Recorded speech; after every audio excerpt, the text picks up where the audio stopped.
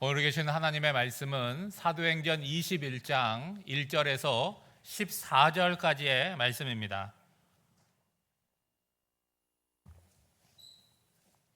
하나님의 말씀을 봉독하겠습니다. 우리가 그들을 작별하고 배를 타고 바로 고스로 가서 이튿날 로도에 이르러 거기서부터 바다라로 가서 베니게로 건너가는 배를 만나서 타고 가다가 구브로를 바라보고 이를 왼편에 두고 수리아로 항해하여 두르에서 상륙하니 거기서 배의 짐을 풀려 함이러라. 제자들을 찾아 거기서 이레를 머물더니 그 제자들이 성령의 감동으로 바울더러 예루살렘에 들어가지 말라 하더라. 이 여러 날을 지낸 후 우리가 떠나갈새 그들이 다 그 처자와 함께 성문 밖까지 전송하거늘 우리가 바닷가에서 무릎을 꿇어 기도하고 서로 작별한 후 우리는 배에 오르고 그들은 집으로 돌아가니라. 두로를 떠나 항해를 다 마치고 돌레마이에 이르러 형제들에게 안부를 묻고 그들과 함께 하루를 있다가 이튿날 떠나 가이사랴에 이르러 7 집사 중 하나인 전도자 빌립의 집에 들어가서 머무르니라. 그에게 딸 넷이 있으니 처녀로 예언하는 자라.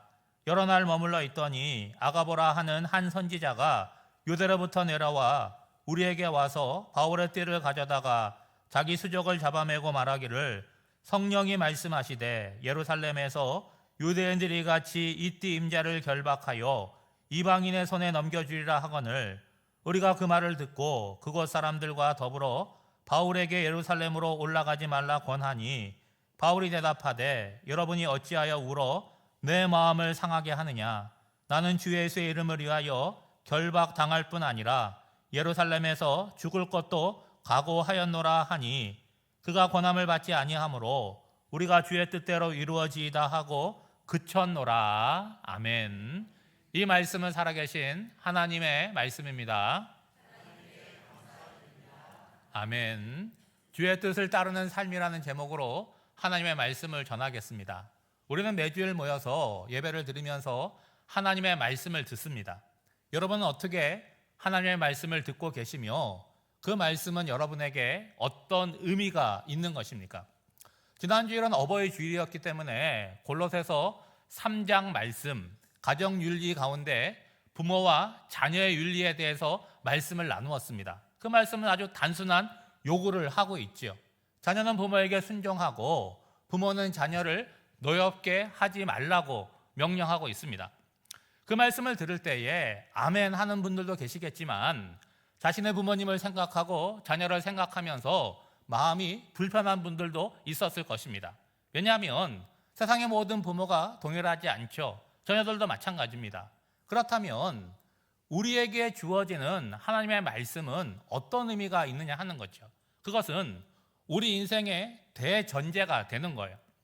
말씀을 듣고 그것을 대전제로 삼아서 그 내용을 채워가는 것, 그리고 총론인 말씀을 듣고 강론을 살아가는 것, 그것은 우리에게 주어진 과제라고 하는 것입니다. 그런데 그것은 어디까지나 기준이 주어져 있잖아요. 대전제인 말씀 아래 내용을 쓰는 것이고 강론을 적어가는 거죠. 우리는 어떤 방향으로든지 갈 수 있는 자유가 있습니다. 그런데 예수를 믿었잖아요. 신앙생활을 하지 않습니까? 그러면 우리 삶의 모범이 되신 예수님의 모습을 따라가야 되는 거죠. 그분이 말씀하는 것을 내가 실천해야 되는 거예요. 여러분, 이렇게 강단에서 말하는 건 쉽지만 그것을 삶으로 해내는 것, 그것은 결코 쉬운 일이 아닌 거예요. 여러분, 내가 하나님 말씀을 이렇게 들을 때 저 말씀이 나를 지지해 주는구나, 내 마음을 편하게 해주는구나, 그러면 여러분 신앙생활을 하는 게 하나도 어렵지 않을 것 같아요.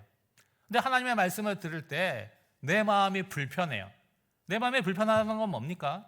내 삶이 말씀과 일치하지 못하고 말씀과 다른 방향에 있는 거 아니겠습니까? 그 시간은 어떤 시간이에요? 하나님의 말씀이 나에게 오는데 나의 삶과 부딪히는 시간이라는 거예요. 그때가 여러분 중요한 시간인 거죠. 듣고 불편하고 끝날 것인지 아니면 그 말씀을 내가 마음에 담고 고민하는 시간, 그리고 이렇게 마음으로 되새기는 시간을 가진 후에 내 삶에 적용할 것이냐, 이것은 나에게 달린 거죠. 여러분, 시간이 좀 걸린다고 할지라도 말씀이 주어지는 그 방향으로 내가 갈 수만 있다고 한다면 여러분, 어느 시점에서는 나의 신앙이 성장하게 될 것이고 진정한 신앙의 복과 형통이 무엇인지를 경험하게 될 것입니다. 오늘 우리는 하나님의 말씀을 내가 어떻게 듣고 그 말씀으로 어떻게 내가 삶을 살아야 되는지에 대해서 한번 생각해 보려고 합니다. 두 가지의 예를 들게 될 텐데, 하나는 구약의 예입니다. 지난 3월부터 새벽 기도 시간에 주어진 본문은 민수기 말씀이에요. 여러분, 민수기는 우리가 잘 읽지 않는 말씀인데 민수기에는 어떤 내용이 있냐면 출애굽한 이스라엘 백성들의 40년 광야 여정이 기록되어 있습니다. 그 40년이 골고루 다 기록되어 있는 것이 아니라 처음 출애굽하고 1년 반, 그리고 출애굽의 마지막 2년이 주로 기록되어 있어요.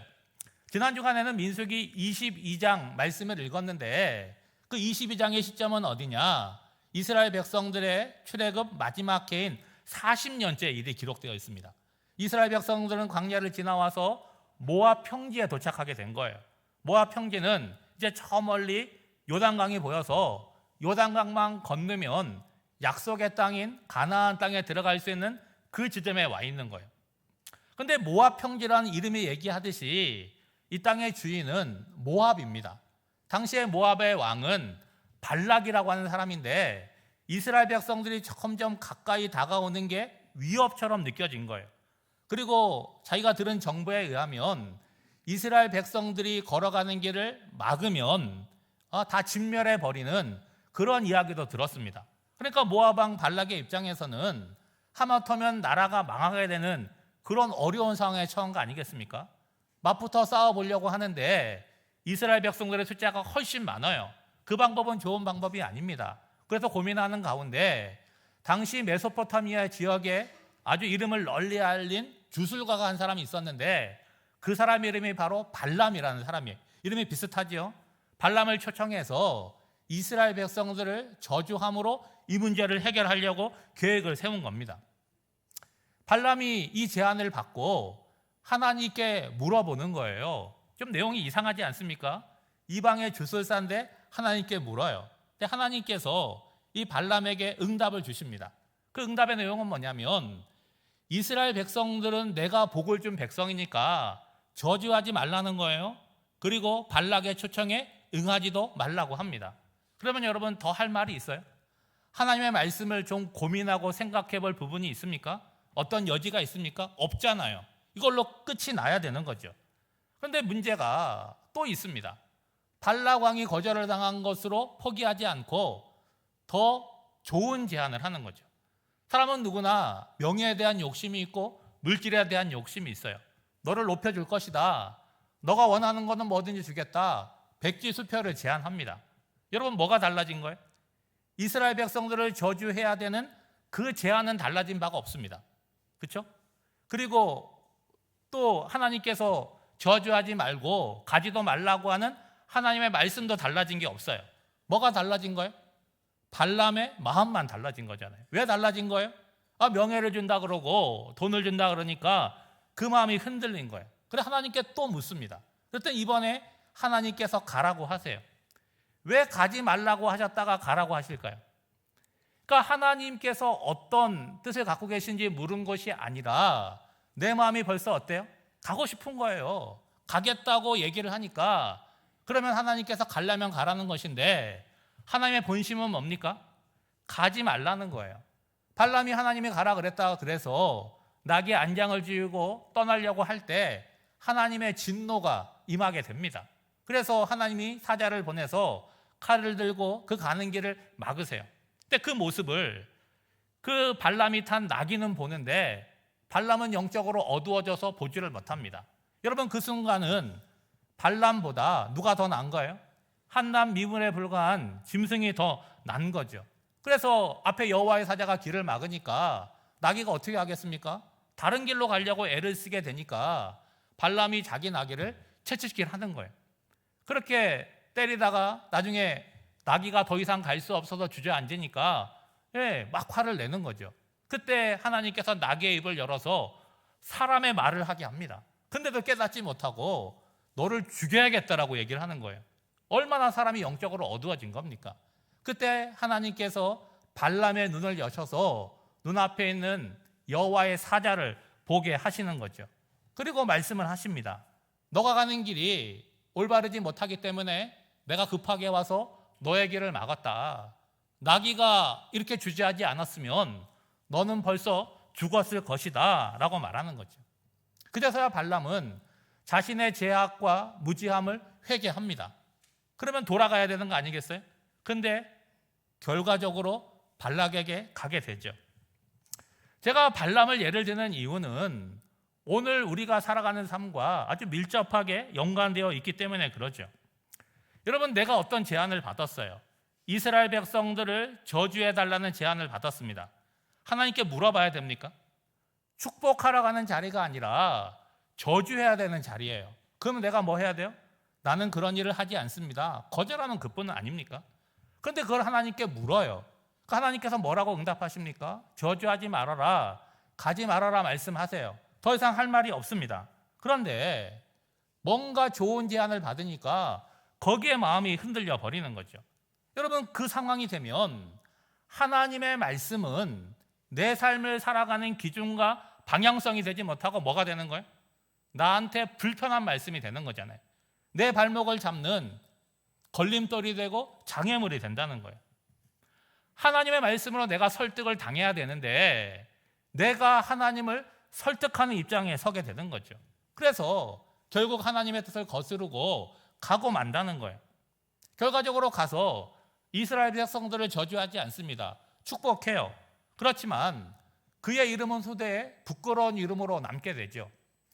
요한계시록 3장 14절에 보면 이 버가모 교회를 책망하는 내용이 나오는데 이렇게 기록되어 있어요.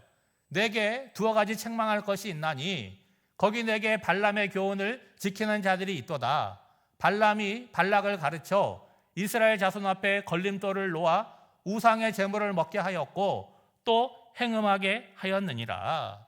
하나님의 말씀을 거슬려서 행동했기 때문에 이스라엘 백성들이 수만 명 죽게 됩니다. 음행으로 말미암아. 그리고 발람의 이름도 아주 부끄러운 이름으로 기록되게 된 거죠. 오늘 본문을 보시면 또 하나의 사례가 기록되어 있는데 사도 바울이 3차 전도여행을 마치고 예루살렘을 향하여 가는 여정이 기록되어 있습니다. 앞서 살펴본 대로 바울은 시간을 전략하기 위해서 밀레도에서 에베소 장로들을 초청을 합니다. 그리고 그들에게 마지막 당부, 마지막 설교를 해요. 그리고 이 땅에서의 마지막 만남이니까 서로 부둥켜 안고 울고 작별을 합니다. 당시 평균 수명으로 보면 이 사도 바울의 나이는 인생을 다 산 거예요. 이제 인생이 얼마 남지 않는 그런 시점입니다. 그렇다면 여러분, 우리 생각으로는 예루살렘을 가거나 로마로 갈 생각을 하지 말고 뭘 하면 좋겠습니까? 지난 3년 동안 헌신하고 수고했던 에베소에게 그냥 남아서 마지막 목회를 하고 다음 목회자를 구하고 하는 일로 남은 시간을 보내면 될 텐데 바울의 마음은 추워도 그런 생각이 없습니다. 왜냐하면 하나님께서 자신에게 주신 사명이 있어요. 그 사명을 감당하기 위하여 마음이 분주합니다. 마음이 바쁜 거죠. 그래서 뻔하게 어려움이 예상되는 길을 앞서서 가는 거예요. 오늘 보면 1절과 2절 말씀을 보시기 바랍니다. 우리가 그들을 작별하고 배를 타고 바로 고스로 가서 이튿날 로도에 이르러 거기서부터 바다라로 가서 베니게로 건너가는 배를 만나서 타고 갔다라고 기록하고 있어요. 여러분, 지도를 보시면 바울이 배를 타고 이제 예루살렘을 가는 여정이 나오는데 거기에 들르게 된 여러 섬들 그리고 그런 지명들이 등장하고 있습니다. 여러분, 출발지는 밀레도예요. 밀레도에서 배를 타고 목적지는 돌레마이에 가는 겁니다. 그래서 밀레도에서 배를 타고 여러분 지도에 보시면 남쪽 방향으로 한 90km 정도 내려가면 고스라고 하는 섬에 도착을 합니다. 여러분, 고스라고 처음 들어보았을 텐데 이 고스 섬은요, 의학의 아버지라고 불리는 히포크라테스의 고향입니다. 여기에 굉장히 좋은 의학원이 있어요. 그리고 그 당시로서는 최고의 의료시설을 갖추고 있기 때문에 많은 사람들이 질병을 치료하려고 찾는 굉장히 의학으로 유명한 곳이죠. 그리고 고스에서 동남쪽으로 80km를 이동을 하면 로도라고 하는 섬에 도착을 합니다. 이 로도도 아마 처음 들어보셨을 거예요. 이 로도를 찾아보면 장미의 도시로 불리우는 그런 섬입니다. 그러니까 관광할 만한 아름다운 곳이라고 얘기할 수 있겠죠. 그리고 이 로도에서 동쪽으로 85km를 더 이동하게 되면 대륙과 붙어있는 항구 도시 바다라를 맞이하게 되는 거예요. 이 도시는 상업 도시고 항구를 끼고 있으니까 계절과 상관없이 늘 수백 척의 상선이 그렇게 이렇게 정박하고 있는 그런 곳인 거죠. 제가 왜 이 말씀을 드리냐면 바울을 한번 생각해 보세요. 바울은 육체적으로 몸이 약합니다. 그리고 육체의 가시라고 얘기하고 있는 그런 고질병도 있어요. 그러면 한 번쯤은 이 고스를 찾아가 가지고 내 병의 원인이 뭔지 처방을 받고 치료할 수 있는 것 아니겠습니까? 뿐만 아니라 이 로도나 바다라도 뭐 역부로는 가는 건 아니겠지만 어차피 지나가는 곳이니까 한번 그 섬의 아름다움, 그것을 한번 보고 갈 수도 있는 거 아니겠어요? 근데 지금 바울은요, 이 예루살렘으로 가는 그저 경유지의 한 곳으로 이곳을 생각하고 있는 것이죠. 바울이 탄 배의 최종 목적지는 돌레마이라고 하는 곳입니다. 그 돌레마이 바로 이쪽에 두로라는 곳이 있는데 바울이 오순절 안에 예루살렘에 가려고 지금 서두르고 있는 거죠. 지금 바울이 탄 배가 계속해서 가서 지중해를 지나서 두로에 정박을 하게 됩니다. 두로에 정박한 이유는 뭐냐면 두로에 내려야 되는 화물이 있는 거예요. 그리고 거기서 또 화물을 실어야 되니까 두로에서 일주일간 머물게 되었어요. 여러분 4절 말씀에 보면 두로에서 일주일 동안 머무는데 뭐 하는 거예요? 두로에 있는 제자들을 찾아가서 만남의 시간을 갖습니다. 여러분 마가복음 7장에 보면 예수님께서 두로를 방문하는 내용이 나옵니다. 두로에 가서 누구를 만나냐면 수로보니게 여인을 만나요. 그 여인에게는 귀신 들린 딸이 있는데 예수님께서 그 딸을 고쳐주십니다. 아마 그때부터 두로에도 예수를 믿는 성도들, 사도행전 제자라고 표현하는데 그 사람들이 살았겠죠. 그리고 사도행전 15장에 보면 1차 전도여행을 마치고 사도 바울이 예루살렘으로 돌아올 때 베니게에 들린 것으로 보아 이 두로에도 들렸던 것으로 확인할 수가 있죠. 그러면은 그때 만나서 무슨 얘기를 했겠습니까? 그들에게 복음도 더 잘 가르쳐 줬을 것이고 1차 전도여행을 통해서 이방 지역에 예수께서 어떻게 역사하셨는지 그 이야기를 했겠죠. 그로부터 약 10년이 지난 오늘 다시 이 두로에 있는 제자들과 이 사도 바울이 만나게 된 거예요. 그리고 그들과 함께 1회 동안 한 주간의 시간을 보내는 거죠. 여러분 10년이라는 시간을 한번 생각해 보세요. 긴 시간 아닙니까? 그런데 살아온 10년을 돌아보면 10년이 금방 갔다는 걸 느꼈을 거예요.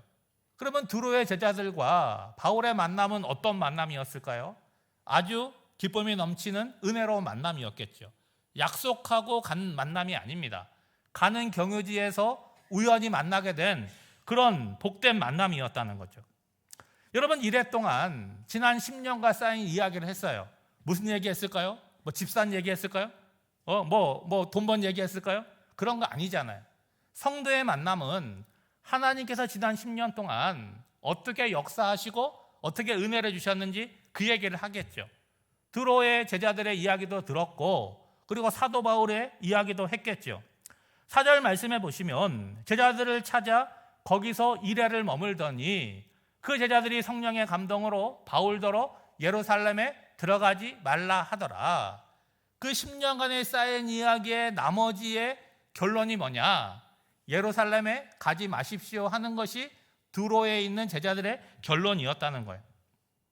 지금 바울이 어디를 향해서 갑니까? 예루살렘을 향해서 가고 있는데 가지 말라는 거예요. 우리 4절 말씀에는 그냥 좋은 말로 가지 말라고 하는 것처럼 나오지만 헬라어 원문을 보면 아주 강한 어조로 명령하듯이 이야기하고 있는 거죠. 왜 이런 이야기를 하는 것입니까? 사도 바울을 아끼고 사랑하기 때문이에요. 바울의 선교 이야기를 쭉 듣다 보니까 베들레헴에 간다고, 예루살렘에 간다고 하는데 성령께서 주시는 감동이 뭡니까? 거기에 가면 위험하다. 환난과 결박이 있다라고 하는 감동을 받은 거 아니겠습니까? 이건 성령이 주는 감동은 맞지만 가지 말라고 하는 거는 성령이 주는 감동이 아니라 뭡니까? 인간의 정에서, 인간의 사랑에서 나오는 그런 말이라고 하는 거죠. 여러분, 바울도 예루살렘에 가는 것이 어떤 의미인지를 모르지 않습니다. 바로 앞장인 20장에 보면 이 예루살렘에 가는 여정에 대해서 바울이 말하는 내용이 있어요. 왜 가는 것입니까? 나의 의지로 가는 것이 아니에요. 성령에 매여서 내가 예루살렘에 간다는 거예요. 근데 그곳에 가서 어떤 일을 당할지를 모른다라고 얘기를 하고 있습니다. 여러분, 사도행전 20장 23절 말씀에 보면 오직 성령이 각 성에서 내게 증언하여 결박과 환난이 나를 기다린다 하시나. 여러분, 무슨 얘기입니까? 성령께서 나를 이끌어 가시는데 그 길이 평온하고 안전하고 순탄한 것이 아니라고 말하고 있잖아요. 여러분, 신앙생활을 하면 하나님이 하시는 일은 아무런 문제가 없고 어려움도 없다라고 생각을 하는데 여러분, 오해입니다. 하나님이 함께 하시는 일에도 고난이 있고 어려움이 있는 거예요. 근데 그 일을 해야 되느냐 하지 말아야 되느냐, 그 갈림길에 언제나 서게 되는 거죠. 바울은 지금 예루살렘을 향하여 가는데 거기에서 어려움이 있다는 것을 이미 성령께서 말씀해 주셨어요. 근데 성령께서 가지 말라고 하신 게 아니잖아요. 가야 될 텐데 어려움이 있을 것이다 라고 말하고 있는 거 아니겠습니까? 그것을 지금 두로에 있는 제자들을 통해서 한 번 더 듣게 된 거라는 거예요. 여러분, 두로의 제자들은요, 모르면은 말할 수 없지만 이 사도 바울, 우리가 사랑하고 존경하는 사도 바울이 예루살렘에서 고난 당할 것을 알고는 가만히 있을 수 없잖아요. 그러니까 안 갔으면 좋겠습니다. 다시 한번 생각해 보십시오. 그게 강권하는 거죠. 만약 바울이 예루살렘에 가는 것이 자기 마음에 확정이 안 됐으면 어떻게 했을까요? 그런 얘기를 들을 때 마음이 흔들리겠죠. 그리고 다른 방법을 찾아보려고 하겠죠. 그렇지만 이미 바울의 마음은 하나님 앞에서 확정되었습니다. 그래서 두로의 제자들의 마음을 받기는 하지만 그들에게 자신의 각오를 이야기하는 거예요. 그 각오는 뭐겠습니까? 이미 앞장에서 말한 24절의 말씀이겠죠. 나의 달려갈 길과 주 예수께 받은 사명, 곧 하나님의 은혜의 복음을 증언하는 일을 마치려 하면은 나의 생명조차 조금도 귀한 것으로 여기지 아니하노라. 여러분, 두로의 제자들이 사랑으로 권면했어요. 그런데 사도 바울이 뭐라고 얘기합니까? 나는 각오가 되어 있다. 생명을 바치겠다라고 이야기를 합니다. 그러면 더할 말이 있습니까? 없잖아요. 이제 남은 것은 뭐예요? 바울의 뜻, 그리고 하나님의 뜻을 따르고 기도할 뿐이라는 거예요. 5절 말씀을 보세요. 이 여러 날을 지낸 후 우리가 떠나갈새 그들이 다 그 처자와 함께 성문 밖까지 전송하거늘 우리가 바닷가에서 무릎을 꿇어 기도하고. 여러분, 한 주간의 시간을 보냈어요. 이제 헤어져야 됩니다. 근데 그 마음이 어떻겠어요? 주의 길을 가는 사도 바울을 바라보면서 피차간의 마음이 편한 거 아니잖아요. 예? 가겠다고 얘기하고 가지 말라고 얘기합니다. 그렇지만 이런 모든 일들 가운데 하나님의 뜻이 이루어지기를 바라고 이제 두로의 제자들은 자신들의 가족과 함께 사도 바울의 떠남을 배웅하는 거죠. 그들이 이제 바닷가에 무릎을 꿇고 함께 기도합니다. 여러분, 어떤 기도를 했을까요? 바울은 두로의 제자들이 악한 도시에서 하나님의 백성으로 믿음을 잘 지키며 예수를 잘 믿는 사람이 되도록 기도했겠죠. 두로의 제자들은 바울에서 어떤 기도를 했겠습니까? 위험한 길, 예루살렘을 향하여 가는데 하나님께서 바울을 보호하사 안전하게 하시고 그를 통해서 이루어지는 선교의 역사가 온전히 이루어지고 승리할 수 있도록 기도했겠죠. 이제 바울이 탄 배는 두로에서 출항을 해서 남쪽으로 30km를 더 가서 목적지인 돌레마이에 도착을 하게 됩니다. 여러분, 그곳에 도착해서도 하루를 보내게 되는데 그 하루 동안 뭐 합니까? 믿음의 형제와 자매들을 만나서 그들을 권면하고 그들에게 믿음을 북돋고 있습니다. 사도 바울의 이 행보를 보면 여러분 어떤 생각이 드세요? 사도백에 주어진 한날 한시도 헛되이 보내지 않잖아요. 믿지 않는 사람들을 만나면 복음을 전합니다. 믿는 사람들을 만나면 그 복음을 확인하고 성령이 충만하도록 돕고 위로하고 믿음을 세우고 있죠.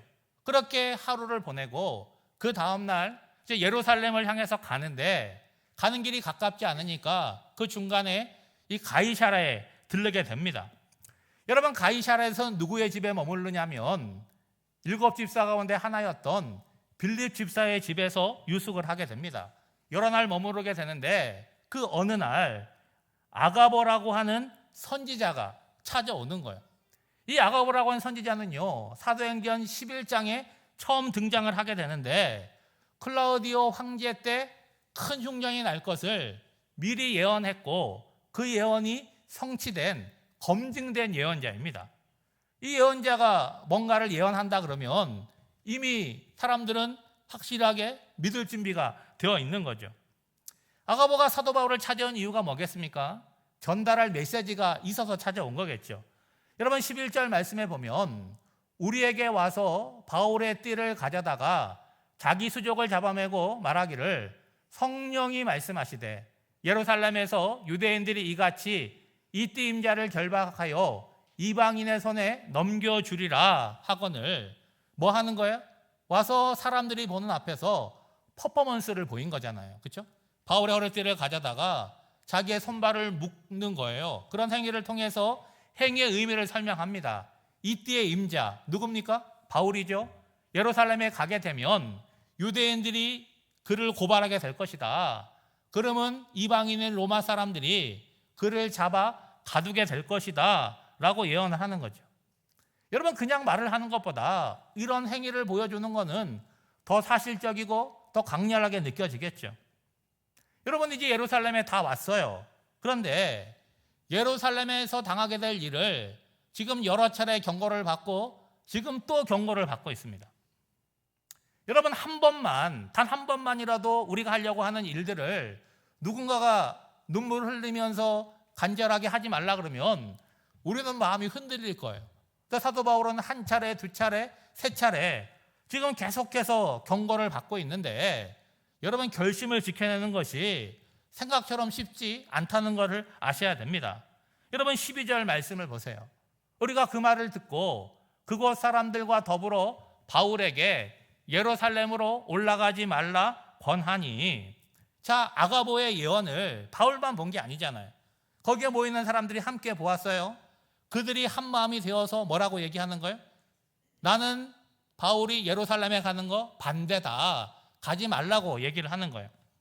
11절 말씀에 보면 두 부류의 사람이 나오잖아요. 우리가라고 얘기하고 있고 또 그곳에 사람들 하고 얘기하고 있어요. 우리는 누굽니까? 사도행전을 기록한 누가와 지금 사도 바울과 함께 동행하고 있는 동역자들이잖아요. 그렇죠? 그리고 그곳 사람들은 누굽니까? 빌립 집사와 그의 4명의 딸, 예언하는 딸들이에요. 여러분, 그들이 한 마음으로 마음을 합쳐서 바울에게 뭐라고 얘기하는 거예요? 예루살렘에 가지 말라는 거예요. 그냥 하는 말이 아닙니다. 여러분, 13절 말씀에 보면 그들이 울면서 간청하고 있어요. 그래서 바울이 뭐라고 얘기합니까? 너희들이 왜 우느냐? 내 마음이 상하고 있다라고 얘기를 하고 자신의 각오를 얘기하잖아요. 나는 주 예수의 이름을 위하여 결박당할 뿐 아니라 예루살렘에서도 죽을 것을 각오하였느니라. 여러분, 앞서서 에베소 장로들과 두로의 제자들이 만류한 것과 좀 성격이 다르잖아요. 그들은 인간적인 정리로 얘기했다고 할 수 있지만 지금 우리들은 누굽니까? 바울의 동역자잖아요. 누구보다 바울을 잘 알고 있는 동역자인데 바울이 어떤 마음으로 예루살렘에 가고 그 다음 사역을 감당할지를 알고 있으면서도 뭐 하는 거예요? 가지 말라고 반대하고 있잖아요. 여러분, 빌립 집사는 누굽니까? 사도 바울보다 훨씬 먼저 예수를 믿고 성령을 받았던 신앙의 선배예요. 그런데도 반대를 하고 가지 말라고 이야기하는 거죠. 여러분, 사도 바울의 마음을 생각해 보세요. 사도 바울 스스로도 예루살렘에 가는 마음이 편하겠습니까? 뿐만 아니라 가는 곳마다 만나는 제자들과 사람들이 뭐라고 얘기하는 거예요? 가지 말아라, 가지 말아라, 그렇게 강권하고 있습니다. 그럼에도 불구하고 바울은 이 일이 주의 뜻임을 알고 가는 거죠. 여러분, 이 말씀을 보면서 생각나는 분이 있지 않습니까? 여러분, 누가 생각이 나세요? 예수님이 생각이 나잖아요. 예수님이 십자가를 앞에 두고 제자들에게 내가 져야 될 십자가 고난에 대해서 이야기를 합니다. 그랬더니 제자들이 알아듣지도 못하지만 베드로가 뭐라고 얘기합니까? 주여 그리하지 마옵소서. 이 일이 결코 죽게 미치지 아니하리라. 여러분, 베드로도 어떤 마음으로 이야기를 했는지 아시겠죠? 그때 예수님께서 베드로에게 뭐라고 말합니까? 사단아 물러가라. 너는 나를 넘어지게 하는 자로다 라고 꾸짖지 않았습니까? 예수님에게도 십자가는 피하고 싶었던 무거운 짐이었어요. 그래서 예수님도 계속해서 나아가 기도하며 하나님의 마음을 구하지 않았습니까? 바울도 마찬가지잖아요. 예루살렘을 가는 길도 내가 원해서 가는 길이 아니에요. 성령에 매여서 가는 것입니다. 근데 사람들이 그 길 가지 말라고 인간적인 요청을 합니다. 그러니 어찌 마음이 편할 수 있겠으며 어찌 흔들리지 않겠습니까? 그렇지만 바울은 하나님 앞의 뜻을 분명하게 정하고 있잖아요. 나는 예수님의 이름을 위해서 결박을 당할 뿐만이 아니라 죽을 각오가 되어 있다는 거죠. 여러분, 이런 결단과 능력이 어디에서 나오겠습니까? 오랫동안 하나님과 깊은 관계 가운데 하나님의 뜻을 내가 아는 거죠. 나의 뜻을 하나님께 드리는 거죠. 그런 과정을 통해서 내가 결단하고 내가 뜻을 세우는 거 아니겠습니까? 그런 다음에 그 뜻이 이루어질 수 있도록, 그리고 그 일을 하는 나를 하나님이 도와달라고 간구하는 거죠. 여러분, 14절 말씀에 보면 그가 권함을 받지 아니하므로 우리가 주의 뜻대로 이루어지이다 하고 그쳤노라. 여러분, 바울이 좀 흔들리고 가지 말까 이랬으면 사람들이 어떻게 했겠습니까? 더 강건하고 더 적극적으로 만류를 했겠죠. 그런데 바울의 마음이 하나님 앞에 굳건하게 세워져 있으니까 저들이 더 이상 할 말이 없어서 그쳤다라고 성경은 기록하고 있죠. 그럼 이제 뭐 하겠습니까? 바울은 가겠다고 하고 그 길은 위험한 길이라면 이제 바울을 위해서 아주 강력한 중보 기도를 하는 그런 역사가 일어나겠죠. 사랑하는 성도 여러분, 우리는 신앙생활을 하면서 많은 말씀을 듣습니다. 말씀을 듣고 끝날 것인지, 아니면 그 말씀을 내 마음에 담고 시간이 좀 걸리더라도 말씀을 삶으로 이루는 자리까지 나아갈 것인지, 거기에 나의 선택이 달려 있는 거죠. 분명한 것은 바울이 예루살렘에 가기로 결단을 하니까 나머지 모든 것들은 하나님이 책임지시는 거예요. 하나님의 말씀을 듣는 것은 끝이 아니라 시작일 뿐이라는 거예요. 현실 앞에서 고민할 수 있고 흔들릴 수 있습니다. 그렇지만 나에게 주신 말씀을 내가 받고 내가 결단하고 한 걸음 내어 디디면 그때부터는 하나님의 역사 가운데 들어가서 하나님이 나를 도와주실 것이고 내가 걱정하는 것 이상 하나님의 뜻이 이루어질 것입니다. 그와 같은 믿음을 갖고 말씀을 귀로만 듣지 않고 삶으로 살아내는 저와 여러분이 되시기를 주님의 이름으로 축복합니다. 기도하겠습니다. 하나님 아버지, 무수한 말씀을 듣지만 귀의 작용으로만 끝나는 경우가 많습니다. 또 말씀을 듣고 불편해하고 고민하다가 놓쳐버리기에 귀는 점점 커지고 삶의 변화는 더디기만 합니다. 주님, 우리 삶에 말씀의 권위가 회복되게 하사 하나님의 말씀 앞에 마음과 뜻을 분명히 하여 어떠한 방해에도 굴복하지 않고 행함의 자리까지 나아가게 하옵소서. 예수님의 이름으로 기도하옵나이다. 아멘.